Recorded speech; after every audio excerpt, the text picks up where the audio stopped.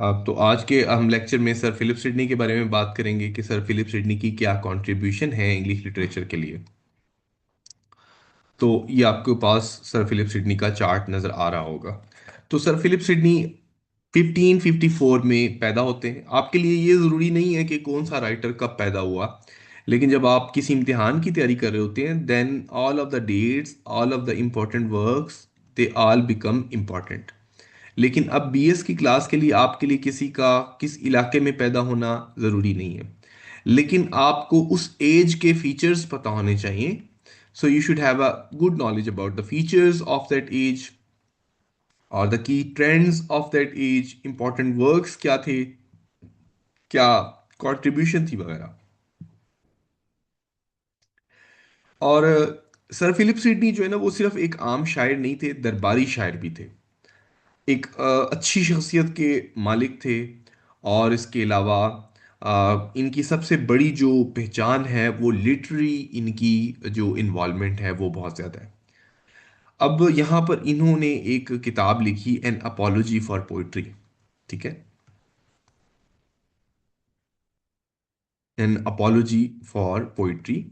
An apology for poetry basically उन्होंने शायरी का दिफा करने के लिए लिखी। शायरी का दिफा का क्यों करना ज़रूरी हुआ? इसलिए कि उस दौर में शायरी को बहुत बुरा भला समझा जाता था। प्लेटो के नज़रियात गालिब थे।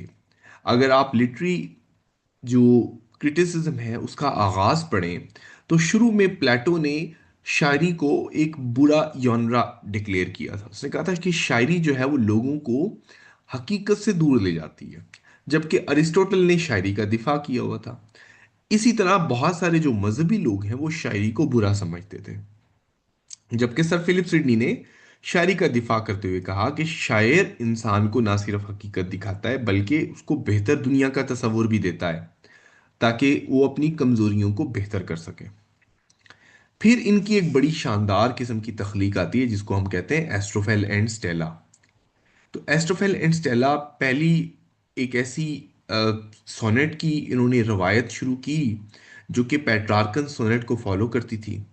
और उसमें अनरिक्विटेड जो लव है पेनेलोप का और स्टेला का, पेनेलोप एज स्टेला को एक्सप्लोर किया। अनरिक्विटेड लव ऐसा लव होता है जिसमें आप खुद तो प्यार कर रहे होते हैं लेकिन आपको प्यार वापस मिल नहीं रहा होता, जिसको रेसिप्रोकल लव कहते हैं ना। तो रेसिप्रोकल लव वाली उसमें फीलिंग्स नहीं ऐड थी। तो ये आपके पास हमें एस्ट्रोफेल एंड स्टेला के अंदर नजर आ जाता है कि सोनेट का एक इन्होंने एक ट्रेडिशन लिखा। फिर इसकी एक और जो अहम किताब है उनकी आर्केडिया है। ये जो किताब है ये भी एक रोमांटिक जो है वो एक आप कह सकते हैं कि एक कहानी है जिसमें उन्होंने पॉलिटिक्स और इंसानी जो नफ्सियात हैं उसको भी ऐड कर दिया है। फिर इसके अलावा डिफेंस ऑफ पोइजी यानी अपोलॉजी ऑफ पोइट्री हम इसके मुतालिक बात कर चुके हैं, जिसको लिटरेरी क्रिटिसिज्म का इंग्लिश में पहला वर्क कहा जाए तो गलत नहीं होगा। अगर आपको पूछा पूछे कोई शख्स के इंग्लिश लिटरेचर के अंदर लिटरेरी क्रिटिसिज्म का सबसे पहला काम किसने किया है, तो वो सर फिलिप सिडनी ने डिफेंस ऑफ पोइट्री में किया है। और उसके बाद किसने किया है, उसके बाद आपको जॉन ड्राइडन मिल जाएंगे, उसके बाद आपको बेन जॉनसन मिल जाएंगे, अलेक्जेंडर पोप मिल जाएंगे, और उसके बाद और भी फिर शैले मिल जाएगा, कीट्स मिल जाएगा वगैरह, वर्ड्सवर्थ मिल जाएंगे, टेनिसन मिल जाएंगे, वे मैथ्यू आर्नल्ड मिल जाएंगे वगैरह। अब ये दरबारी शायर भी थे, ठीक है। और इसके अलावा ये स्ट्रॉन्ग ओपोनेंट थे कैथोलिक स्पेन के। एक बैटल ऑफ जुटफिन में 32 साल की उम्र में सिर्फ इनकी जो है वो डेथ होती है। और बहुत ही कहते हैं रिगार्ड के साथ इनका जो जनाजा जो है वो किया गया है, बहुत इज्जत और रिगार्ड के साथ। तो उसका जो स्टेट फ्यूनरल था it was a massive, it established him as a natural hero. ठीक हो गया। और कहा जाता है कि इन्होंने एडमंड स्पेंसर को भी मेंटोर किया। ठीक हो गया। तो और इन्होंने एक एरियो नाम का लिटरेरी सर्कल जो है वो बनाया। रेनेसांस ह्यूमनिज्म में इन्होंने नेकी, अच्छाई, खूबसूरती, इनफरादी जो शनाख्त है उस पर काम किया, वो उनकी शायरी में आपको नजर आ सकती है। पेट्रार्कन सोनेट के ऊपर काम किया इन्होंने। और एक आइडियल जेंटलमैन का जो कंसेप्ट है, जो कि हमें एडमंड स्पेंसर के वर्क्स में भी नजर आता है और हमें इनके कामों में भी नजर आता है, वो इन्होंने अपनी शायरी के जरिए आगे एक्सप्लेन किया। अब नेक्स्ट हमारे पास आ जाते हैं बेन जॉनसन। बेन जॉनसन की जो एक खास बात है, कहते हैं ये बहुत लड़ाका इंसान था। ये बहुत ज्यादा लड़ने वाला और यानी मूडी आदमी था। ये ज़हीन भी था, तंज भी बहुत करता था, और अपने शेक्सपियर के यानी आप कह सकते हो कि फॉलोअर्स, मीन्स ही आप इसको कह सकते हो। तो मेजर जो हमें, अगर बेन जॉनसन शेक्सपियर के दौर में ना आया होता तो आज हम इसको किसी अच्छे ड्रामा निगार के तौर पर जान रहे होते। लेकिन शेक्सपियर के कद काठ ही इतना बड़ा था कि बेन जॉनसन उसके सामने बहुत छोटा लगने लगा। लेकिन हकीकत में बेन जॉनसन कोई छोटा ड्रामा निगार नहीं था। बेन जॉनसन एक मशहूर ड्रामा निगार था, लेकिन शेक्सपियर के दौर में पैदाइश होने की वजह से हम बेन जॉनसन को उस तरह से नहीं जान पाते। इसका बचपन आसान नहीं था, मुश्किल, गुर्बत, परेशानियों, तकलीफों में देखा।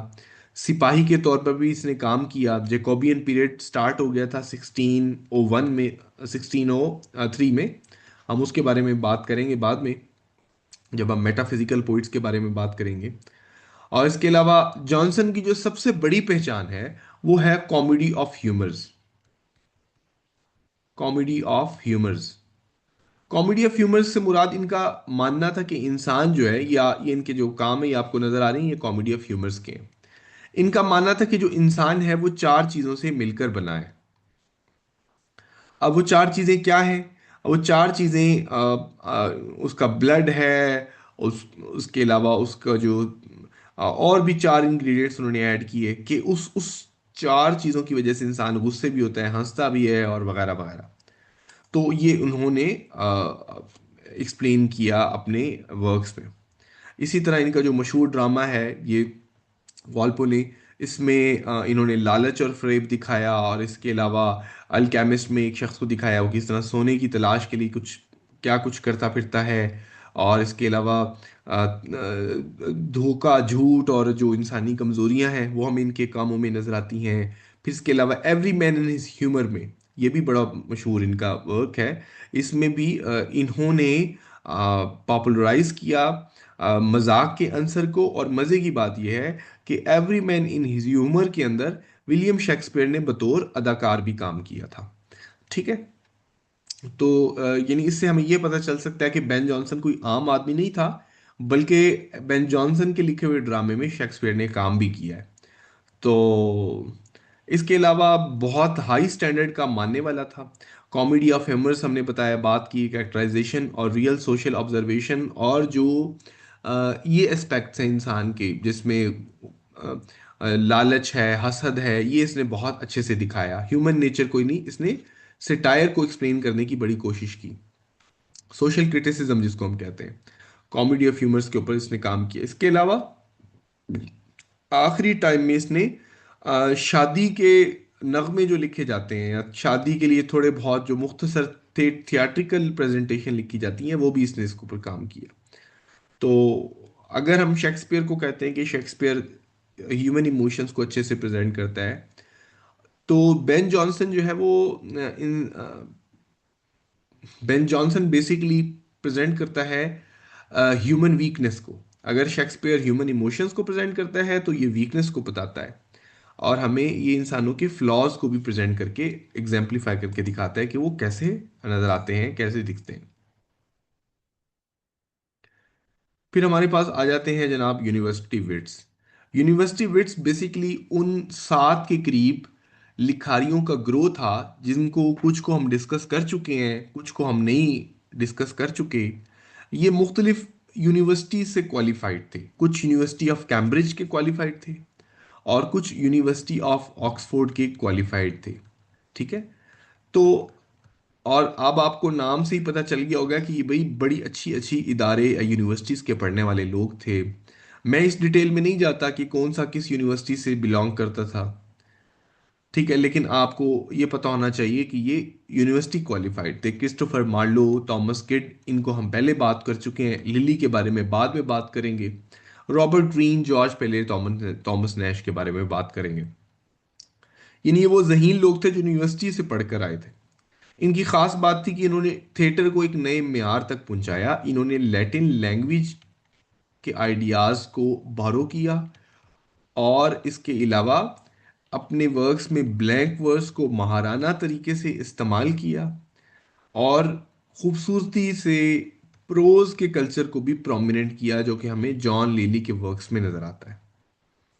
क्लासिकल लर्निंग की जब हम बात कर रहे होते हैं तो क्लासिकल लर्निंग से मुराद क्या है? क्लासिकल लर्निंग से मुराद ये है कि इंग्लिश लिटरेचर ने डिपेंड किया, इन्हसार किया ओल्ड ग्रीक और रोमन लिटरेचर के ऊपर, ताकि वो अपने साइंटिफिक या क्लासिकल या जो अपने लिटरेरी एस्पेक्ट्स हैं उनके मौज़ूआत तलाश कर सकें। यही वजह है कि 21वीं सदी आने के बावजूद भी आपको इंग्लिश लिटरेचर में तकरीबन 2200 साल पुराने कंसेप्ट्स का हवाला मिलेगा, जिसकी आगाज यूनानी अदब से हुई है। आप चाहे टीएस इलियट को पढ़ें, या आप 21वीं सदी के नोबेल इनाम याफ्ता लोजिक लक जैसे शायर को पढ़ें, तो भी आपको 2200 या 2500 साल पुरानी यूनानी तहजीब के जो है अफकार जो हैं वो नजर आएंगे। इनकी कंट्रीब्यूशन क्या थी? कम्प्लेक्स करेक्टर्स, मैंने आपको बताया कि जैसे क्रिस्टोफर मार्लो ने कम्प्लेक्स करेक्टर क्रिएट किया डॉक्टर फास्टस के नाम से। डॉक्टर फास्टस जिसकी इल्म की ख्वाहिश, इल्म की प्यास और कश्मकश जो है वो उसको एक ट्रेजिक इवेंट पर पहुंचा देती है। जबकि रॉबर्ट ग्रीन ने क्या किया, इसने अपने रोमांटिक और मॉरल स्टोरीज के अंदर कैरेक्टर्स ऐड किए। रॉब थॉमस नैश तंजो मजाक के हवाले से मशहूर है। यानी इनको विट्स इसलिए कहा जाते थे कि ये एक जहीन दिमाग थे, और इन्होंने पुरानी तबकात से लेकर मजहबी ड्रामों से लेकर निशात सानिया के यानी रेनेसांस के जो एलिमेंट हैं उनको भी एक्सप्लेन किया अच्छे से। विलियम शेक्सपियर इनका पार्ट इसलिए नहीं था कि विलियम शेक्सपियर यूनिवर्सिटी ग्रेजुएट नहीं था, ठीक है। और एक और बात यह है कि रॉबर्ट ग्रीन ने विलियम शेक्सपियर का मजाक भी उड़ाया था, और इसको अपस्टार्ट क्रो के नाम पर कहा था। अपस्टार्ट क्रो से मुराद क्या है, मैं आपको एक्सप्लेन करता हूँ। अपस्टार्ट क्रो से मुराद ये है कि वो मजाक उड़ा रहा था विलियम इसका शेक्सपियर का, कि भाई एक ऐसा कौवा, यानी शेक्सपियर को कह रहा था, कौन? रॉबर्ट ग्रीन, कि शेक्सपियर एक ऐसा कौवा है जो पर लगाकर हमारे हमारे पर लगाकर सजा संवरा बैठा है। यानी पर अपस्टार्ट क्रो का मतलब ये बेसिकली, तो उसने एक पंफलेट लिखा था, उस पंफलेट का नाम था अ, उस पंफलेट का नाम था ग्रीन्स ग्रॉट्स वर्थ ऑफ विट। उसमें उसने शेक्सपियर को कहा था, और पूरी लाइन उसकी ये थी कि an upstart crow feathered with beautified with our feathers, हमारे परों से सजा हुआ। अपस्टार्ट को अंग्रेजी में कहते हैं ऐसा शख्स जो अचानक कामयाब हो जाए। तो बेसिकली इसके पीछे शेक्सपियर की कामयाबी का खौफ था। ये यूनिवर्सिटी ग्रेजुएट थे, और शेक्सपियर ना यूनिवर्सिटी में पढ़ा हुआ था, ना अमीर आदमी था, ना वो सिर्फ अदाकार था, लेकिन और फिर भी बड़े अच्छे से कामयाब हो गया। तो बहरहाल ये ऐसा होता ही है, जब हम कोई दूसरे शख्स को देख लें तो हमें लगता है कि वो आगे निकल गया है। बहरहाल पार्ट ऑफ लाइफ है। अच्छा, नेक्स्ट हमारे पास है John Lyly. John Lyly prose के एतबार से बहुत मशहूर है, ठीक है। इन्होंने जुबान को सिर्फ कन्वर्सेशनल टून से बाहर निकालकर खूबसूरत अंदाज के साथ एक्सप्लेन किया। आज भी जब लफ्ज आप यूफिमिज्म यूज करते हैं तो इसका क्रेडिट जो है वो जॉन लिली को जाता है। यूफेमिज्म क्या है? यूफेमिज्म ये है कि किसी तल्ख बात को आराम से आसान या मीठा करके पेश करने का तरीका, किसी तल्ख बात को आराम से या आसान से एक्सप्लेन करने का तरीका को यूफेमिज्म कहते हैं। मिसाल के तौर पर हम ये नहीं कहते ही इज डेड, हम कहते हैं ही पास्ड अवे। तो ये कंसेप्ट हमें जॉन लिली की तरफ से मिला, कि जो कि इन्होंने अपनी मशहूर किताब एनाटॉमी ऑफ विट में लिखा। एनाटॉमी ऑफ विट में लिखा नहीं, एनाटॉमी ऑफ विट में अडॉप्ट किया, ठीक है। तो एलिगेंट और दिखावे वाला खूबसूरत इनका लिखने का स्टाइल था। रोमांटिक कोर्टली लव इन्होंने एक्सप्लोर किया, और तंज़ो मिज़ाह का अंसर, और बहुत ज़्यादा अदबी मलफूजात का इस्तेमाल किया, रेटोरिकल एलिमेंट्स ऐड किए, जिससे पढ़कर फसाहत और बलागत का एलिमेंट जो है ना वो पता लगे किसी मुबल्लिग ने कोई किताब लिखी है। क्लासिकल मिथ्स का बहुत ज़्यादा इस्तेमाल किया। क्लासिकल मिथ का इस्तेमाल लोग क्यों करते थे? इसके लिए एक बड़ी वजह यह है कि अ, वो ये तसव्वुर करते थे कि क्लासिकल मिथ्स से आगाही रखना अक्लमंदी, दानाई और ज्यादा इल्म होने की निशानी है। तो आम आदमी को तो क्लासिकल मिथ्स समझ ही नहीं आएंगी, तो इसका मतलब है उसका इल्म कमजोर है। तो वो लिखते किसके लिए थे? अपर क्लास के लिए, बड़े लोगों के लिए जो पढ़े लिखे हैं, ताकि उनको अपील कर सकें। आम लोगों को तो कोई दिमाग नहीं उनका, उनको तो जिस तरफ लगा दो लग जाएंगे, उनको तो कोई पता नहीं चलता। आप ये कोई अ, बात उठा के किसी की कर लें, किसी के साथ, इवन के इंजीनियर के साथ भी कर लें, कोई क्लासिकल मिथ की डिस्कशन कर लें, कोई लिटरी थ्योरी की डिस्कशन कर लें किसी डॉक्टर के साथ, भी नहीं इसको समझ आएगी, कुछ भी नहीं पता चलेगा ना। क्योंकि रीडिंग अलहदा चीज है, स्किल अलहदा चीज है। डॉक्टर है वो उसका स्किल है, ठीक है ना। तो ये जो रीडिंग है ये अलहदा स्किल है, ये अलहदा काम है, अलहदा शोबा है। कोई शख्स इंजीनियर बन गया है, वो उसका हुनर है, लेकिन उसको इन चीज़ों से, अपने तहजीब से, अपने कल्चर से, या पुरानी तहजीबों से, या पुराने कल्चर से कितनी आगाही है, वो अलहदा एक आप कह सकते हो कि एक स्पेशल कंट्रीब्यूशन है एक शख्स का, जो उसको अपनी लाइफ में खुद करना पड़ता है। अगर आप इसके स्टाइल के बारे में पूछें कि यूफेमिज्म वाला इसका स्टाइल क्या था, तो जुमलों में तवाज़ुन और तकरार और खूबसूरत इंतखाब बरकरार रखने का एक तरीकाकार। और मज़े की बात यह है, ये लोग बहुत ज़्यादा मेटाफर्स यूज़ कर रहे होते हैं, मेटाफर्स बहुत ज़्यादा यूज़ कर रहे होते हैं, एलिगोरीज बहुत ज़्यादा बना रहे होते हैं, तमसीलात, तशरीहात, कंपैरिजंस, सिंबल्स, इलामात बताने के लिए इस्तेमाल कर रहे होते हैं। तो उस दौर में ये बहुत मकबूल हुआ। लोग ना सिर्फ इस जॉन लाइली को पढ़ते थे, बल्कि बोलने की भी कोशिश करते थे। इन्होंने नस्र के ऊपर बहुत ज़्यादा काम किया। तो आपको अगर पता चले कि अंग्रेजी दौर में एनाटॉमी ऑफ विट लिखने वाले शायर जॉन लेली जो हैं, उन्होंने प्रोज पे काम किया, तो आपको पता होना चाहिए नस्र निगारी में जॉन लेली और फ्रांसिस बेकन बहुत मशहूर हैं, जिन्होंने उस दौर में बहुत अहम काम किया। अब हमारे पास आ जाते हैं फ्रांसिस बेकन। ठीक है। फ्रांसिस बेकन भी दरबार से मुंसलिक एक लिखारी थे। और मज़े की बात यह है कि ये वो शख्स है जिसने साइंसी रूह अंग्रेजी जो है वो कल्चर के अंदर फूंकी। इन्होंने तजर्बाती बुनियाद पर, मुशाहिदात और तजर्बाती बुनियाद पर चीज़ों को जांचने का तरीकाकार की वजाहत की, कि जो साइंसी तरीकाकार है वो एम्पिरिकल बेस्ड होना चाहिए, यानी वो मुशाहिदात पे मबनी हो, और उसकी एक्सपीरियंस भी किया जाना चाहिए, तब वो तजर्बा काबिल कबूल होगा। तो ये साइंटिफिक मेथड जो कि एक्सपेरिमेंटल ड्रिवन हो, एविडेंस ड्रिवन हो, उसके उन्होंने एडवोकेसी की। इन्होंने बहुत सारे एसेज भी लिखे हैं। और ये भी कैम्ब्रिज यूनिवर्सिटी के क्वालिफाइड थे।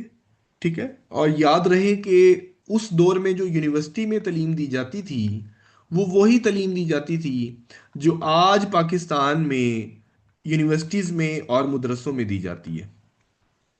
ठीक है।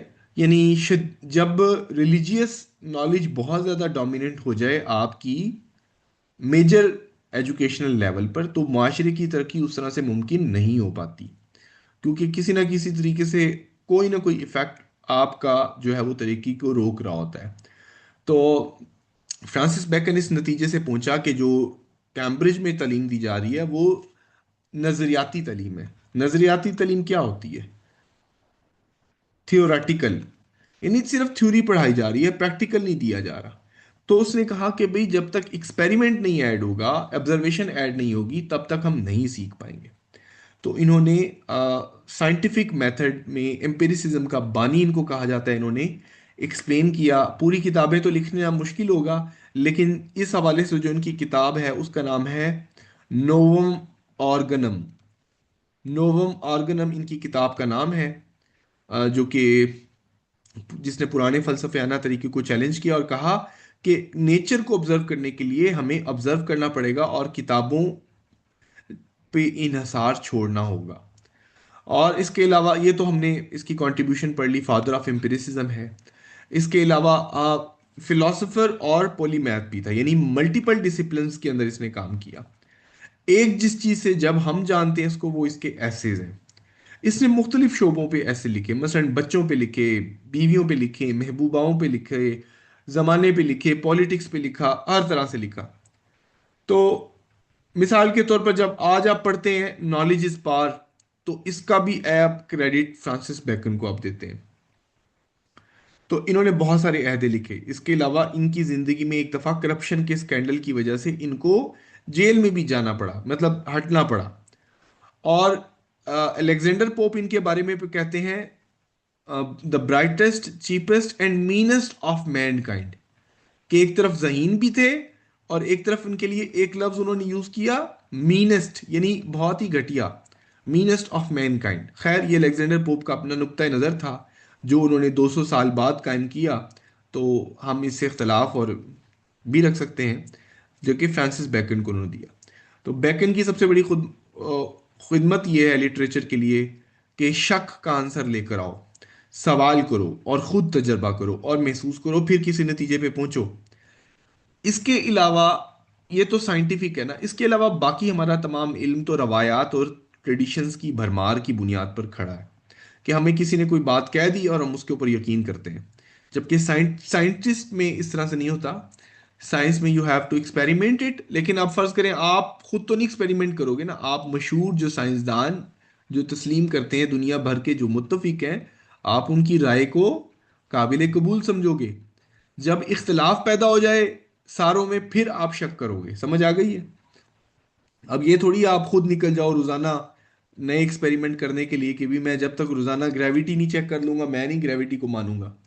तो आपको जरूरत नहीं है, आपको रिलाई करना होगा उन साइंसदानों को, या आपको देखना होगा उन तजर्बात को, या आपको वो फीलिंग्स लेनी होंगी जो कि आप एक्सपेरिमेंट कर सकते हो किसी पर रिलाई करके, या आप खुद भी तजर्बा कर सकते हैं अगर अपने कंसेप्ट में। तो उस दौर में शायरी का अरूज था, लेकिन जॉन लाइली और फ्रांसिस बेकन जैसे लोगों ने नसर निगारी को भी महसूस किया। तो एक इनकी मशहूर लाइन ये है कि some books are to be digested, some books are to be chewed, some are to be swallowed and some are to be digested. कुछ किताबों को चबाना चाहिए, कुछ को निगलना चाहिए और कुछ को हजम करना चाहिए। ये इनकी मशहूर जो है वो किताब एक मकोला है। तो आज की साइंस और तहकीक में हमारे पास जो जदीद सोच है उसकी बुनियाद रखने वाले जो शख्स हैं वो फ्रांसिस बेकन है। ये कुछ इंपॉर्टेंट राइटर्स की मैंने सम अप किया है आपके सामने। सारों को मैं डिस्कस नहीं कर सका, लेकिन जिनको मैंने डिस्कस किया है कोई गो थ्रू करते हैं। Thomas Wyatt, Earl of Surrey, sir Philip Sidney sonnet sequence के एतबार से मशहूर है। स्पेंसर, जिन्होंने अंग्रेजी अदब में पहली दफ़ा एपिक ट्रेडिशन इंट्रोड्यूस करवाया। स्पेंजेरियन स्टेंजा, स्पेंजेरियन सोनेट इंट्रोड्यूस करवाई। सर वॉल्टर वेले, जो कि हिस्टोरियन के एतबार से मशहूर हैं, कोर्ट लिरिकल पोइट के एतबार से मशहूर है, वो हमें हमें पता है। लिनर के बारे में हमने बात नहीं की, लेकिन वो फीमेल डिवोशनल वॉइस थी उस दौर की। शेक्सपियर, सर इसके अलावा बेन जॉनसन वगैरह और हमें मशहूर है। इसके अंदर अगर क्रिस्टोफर मार्लो भी ऐड करें, अगरचे वो मुकम्मल पोइट तो नहीं थे, लेकिन पोइट्री कुछ एलिमेंट हमें उनके ड्रामाज में से नज़र आते हैं। और थॉमस किड है, सर मॉर्लो है, क्रिस्टोफर मार्लोस, बेन जॉनसन नजर आते हैं। रॉबर्ट एशाम हमें ह्यूमनिस्ट क्लैरिटी के अतबार से, और हुकर और नैश और फ्रांसिस बेकन जो है हमें नजर आते हैं प्रोज के अतबार से जिन्होंने काम किया। कुछ एलिजाबेथन राइटर्स ये आपके सामने मैंने चार्ट एक्सप्लेन कर दिया, उनकी कुछ इंपॉर्टेंट कंट्रीब्यूशन वो भी मैंने मेंशन कर दी हैं कि किस तरीके से वो सारे के अपने एतबार से मशहूर थे। और आज का हमारा टॉपिक इस पे इख्तिताम पजीर होता है। कोई सवाल हो इस टॉपिक से मुतलिक, या रेनेसांस से मुतलिक, या किसी और टॉपिक से मुतलिक जो अब तक हम पढ़ चुके हैं, तो आप पूछ सकते हैं।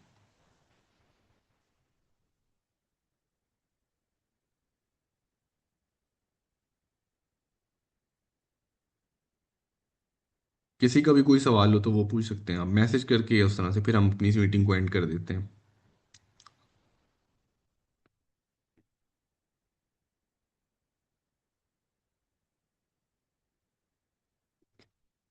अच्छा, एक सवाल ये है कि प्रोटेस्टेंट एंड प्यूरिटन्स क्या थे।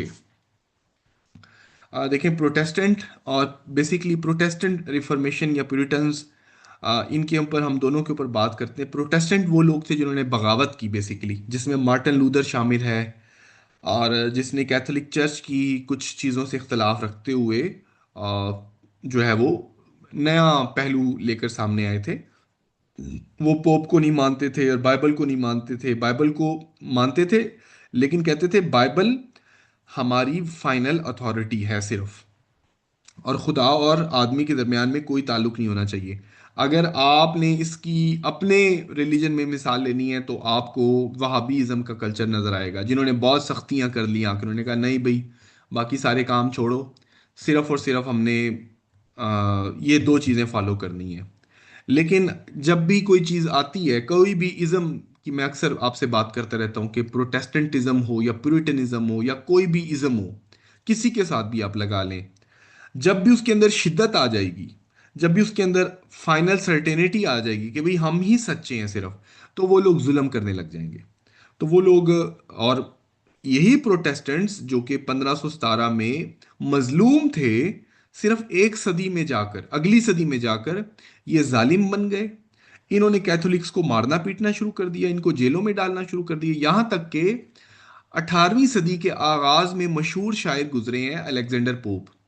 अलेक्जेंडर पोप कैथोलिक थे, और आप अंदाजा करें कैथोलिक्स को स्कूलों में, कॉलेजेस में, यूनिवर्सिटीज में पढ़ने की इजाज़त नहीं थी। क्यों इजाज़त नहीं थी? क्योंकि प्रोटेस्टेंट चर्च वाले उनको इजाज़त नहीं देते थे, मुलाजमत की इजाज़त नहीं थी।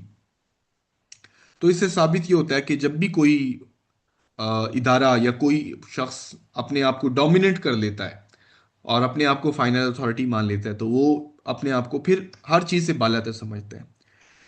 तो चर्च तो बदल गया था, लेकिन कुछ लोग अभी भी ऐसे थे जो कहते थे नहीं यार, अभी नहीं तब्दीली आई, अभी सही मजा नहीं आया। तो वो शदीद किस्म के ना प्यूरिटन्स बन गए। कोई इतनी शिद्दत, मतलब ये, जैसे आज भी आप अपने माशरों में लोग देखते हैं कि ये हलाल है, ये हराम है, ये कुफर है, ये फलाना है, ये ढिमकाना है, ये हो गया, ये ऐसे नहीं करनी, पहुंचे ऊपर करके इबादत करनी है, नीचे करके करनी है, कान इतने ढके होने चाहिए, इबादत ऐसे होनी चाहिए, हज ऐसे होना चाहिए, चर्च में ऐसे जाना चाहिए, सख्त किस्म के इखलाकी, गाना नहीं सुनना, म्यूजिक नहीं सुनना, थिएटर नहीं जाना, और औरतें ऐसे करें, मर्द ऐसे करें, यानी इतने सख्त हो गए, वो इतने सख्त हो गए कि वो हर बात पे अपने असूल लेकर आने लगे। उनको हम 17वीं सदी के वस्त में प्यूरिटन्स के नाम से जानते हैं। वो प्यूरिटन्स हर मामले में मजहबी असूल और अखलाकियात लेकर आना चाहते थे। तो ये प्यूरिटन्स के लोग हैं, इन्होंने थिएटर बंद करवा दिए, इन्होंने लिखारियों को मारना पीटना शुरू कर दिया। ये इतने जालिम हो गए कि ये, इन्होंने एक जर्नल जो था उसकी अथॉरिटी को भी कबूल कर लिया, बादशाह को उतार के भगा दिया, कत्ल करवा दिया 1649 में। और तो इनको हम प्यूरिटन्स कहते हैं। प्यूरिटन्स का भी फिर डिक्लाइन आया 1660 में। तो यानी आप समझ लें कि प्यूरिटन्स उसी की निकली हुई एक शाख थी। तफरी करना भी पसंद नहीं था, जैसे आज हम आप देखते हैं ना, मुख्तलिफ हलके कहते हैं यार पार्कों में जाना मना है, या और पार्क में नहीं जा सकता कोई। तो वो इस तरह के लोग थे। वो जिंदगी के हर मामले में अपने आप को थ्रू रिलीजियस डॉक्ट्रीन जो है वो लेकर चलना चाह रहे थे।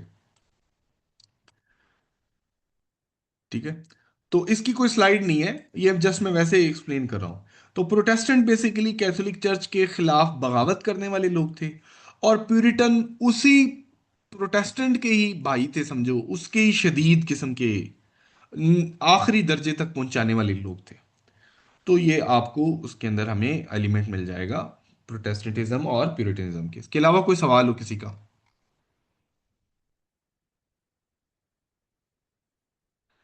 चलिए अपना हम टॉपिक मुकम्मल करते हैं, अगर सवाल नहीं है तो हम अपनी इसको मुकम्मल कर देते हैं।